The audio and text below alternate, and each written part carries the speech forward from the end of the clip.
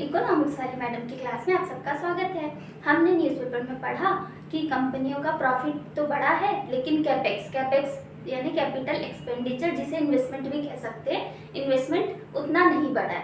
मतलब कि प्रॉफिट के बढ़ने का जो परसेंटेज है वो काफ़ी ज़्यादा है compare to increase in percentage of investment. इसका अर्थ है कि कंपनीज ने मुनाफा तो कमाया है, लेकिन उस मुनाफे को री इन्वेस्टमेंट कम किया है। मतलब कि कंपनीज क्या कर रही है, कंपनी अपने प्रॉफिट को अपने पास सेव कर रही है।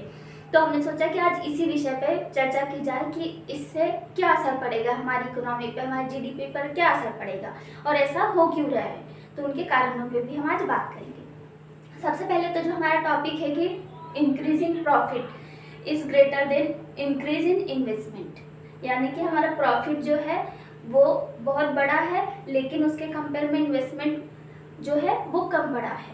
तो अब क्या हुआ कि कैपेक्स मतलब इन्वेस्टमेंट, अब इन्वेस्टमेंट कम कर रही है, कंपनीज कर रही है, बढ़ रहा है, लेकिन पहले के मुकाबले कम हो रहा है। तो इससे क्या होगा, इन्वेस्टमेंट कम हुआ तो उससे क्या होगा कि प्रोडक्शन कैपेसिटी भी तो कम होगी। अब क्या हुआ, प्रोडक्शन और सप्लाई कम होगी। जब प्रोडक्शन ही कम करना है कंपनी को, तो वो लोगों को काम पर, ज़्यादा लोगों को काम पर क्यों रखेगी।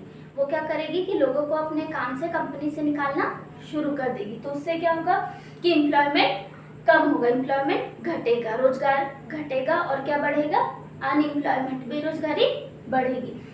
इससे क्या होगा, एम्प्लॉयमेंट कम हो गया, इसका मतलब लोगों के पास इनकम कम होगी। जब उनकी इनकम कम होगी तो लोग खर्चा भी कम करेंगे, खर्चा कम यानी कि डिमांड कम करेंगे।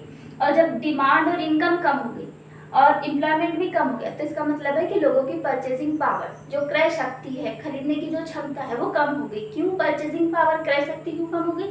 जब लोगों के पास इनकम ही नहीं है तो वो खर्च कहाँ करेंगे, कैसे कर सकते। तो इसलिए इनकम, डिमांड और परचेजिंग पावर कम हो गई। और इनके कम होने से किस पर असर हुआ, हमारी जीडीपी पर। हमारी जीडीपी जो है कम हो गई। जीडीपी क्या होता है कि एक साल में या एक गिवन पीरियड में टोटल कितना प्रोडक्शन हुआ है हमारी इकोनॉमी में, वस्तु और सेवा का टोटल प्रोडक्शन, इसकी जो है मौद्रिक मूल्य, मीन्स की monetary value of all final goods and services produced in an economy in a given year. तो ये तो हमारा कम हो गया जीडीपी। अब इन्वेस्टमेंट कहाँ से आ रहा है जीडीपी में, इस पे बात करते हैं। जो जीडीपी का फॉर्मूला है उसमें हम क्या क्या इंक्लूड करते हैं, कंजप्शन सी, इन्वेस्टमेंट आई, प्लस गवर्नमेंट एक्सपेंडिचर जो कि सब्सिडी देती है या टैक्स लेती है, और नेट एक्सपोर्ट मतलब टोटल कितना एक्सपोर्ट हुआ माइनस टोटल कितना इंपोर्ट हुआ, नेट एक्सपोर्ट। जब हमारा जो ये आई वाला कंपोनेंट है, ये हमारा इन्वेस्टमेंट कम हो जाएगा।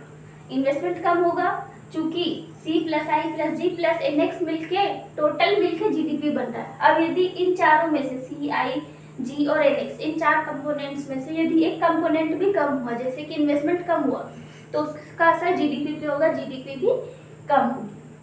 अब ये ऐसा हो क्यों रहा है? सबसे पहले तो कि हिडन रिस्क है कंपनीज को, क्या है, ग्लोबल मार्केट में जो चल रहा है, और दूसरा है कि इन्फ्लेशन मतलब कि उनकी जो कॉस्ट है वो भी बढ़ रही है, और जो ग्लोबल मार्केट में चल रहा है, ऑयल वाला फैक्टर है और भी कुछ सारी चीज़ें, तो उसकी वजह से कंपनीज को ये डर है कि हम तो कर लेंगे प्रोडक्शन, लेकिन हमारा बिकेगा कि नहीं। क्यों? क्योंकि जब इन्फ्लेशन बढ़ रहा है तो लोग अपनी प्रायोरिटीज सेट करते जाएंगे कि उनके पास इनकम तो लिमिटेड है, उसमें से उनको क्या खरीदना है, कितना खरीदना है। तो इसलिए कंपनीज को हिडन रिस्क का डर है। दूसरा है कि कंपनीज क्या कर रही है, वेट एंड वॉच कि कब तक मार्केट में स्टेबिलिटी आती है। स्टेबिलिटी मीन्स कि प्राइस में अप एंड डाउन ना हो, प्राइस जो है एक स्टेबल इस पर चलते रहे। तो कंपनीज क्या कर रही है, उसने अभी धैर्य रखा हुआ है और वो भी देख रही है कि मार्केट में क्या क्या चेंजेस आते हैं, कब तक के मार्केट में स्थिरता आती है, बाजार स्थिर कब तक होता है, फिर वो जो है अपना इन्वेस्टमेंट बढ़ाने का डिसीजन लेगी या जैसे भी होगा। थर्ड इसका कारण है कि इन्वेस्टमेंट क्यों उतना नहीं बढ़ पा रहा है जितना बढ़ना चाहिए।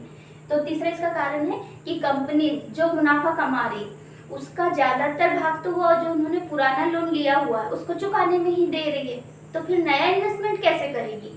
तो यहाँ जो हमारा थर्ड पॉइंट है, रीपे ओल्ड डेप्ट। मीन्स कि उसने जो पुराने लोन लिए हैं, पुराने डेब्ट लिए हैं, उसको चुकाने में कंपनी जो है अपना जो आज का प्रॉफिट हुआ है उसको वो पुराने कर्जे को चुकाने में, पुराने ओल्ड डेब्ट्स को चुकाने में लगा रही है।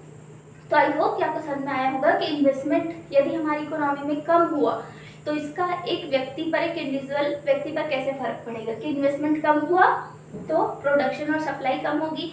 जब प्रोडक्शन कम करना है तो कंपनीज लोगों को निकालना शुरू कर देगी, मतलब एम्प्लॉयमेंट कम होगा। और एम्प्लॉयमेंट कम होने का अर्थ कि डिमांड का घटना, मांग का घटना, अपनी आय का घटना, इनकम का घटना और क्रय शक्ति, परचेसिंग पावर का घटना, जिससे कि हमारी जीडीपी भी घटेगी।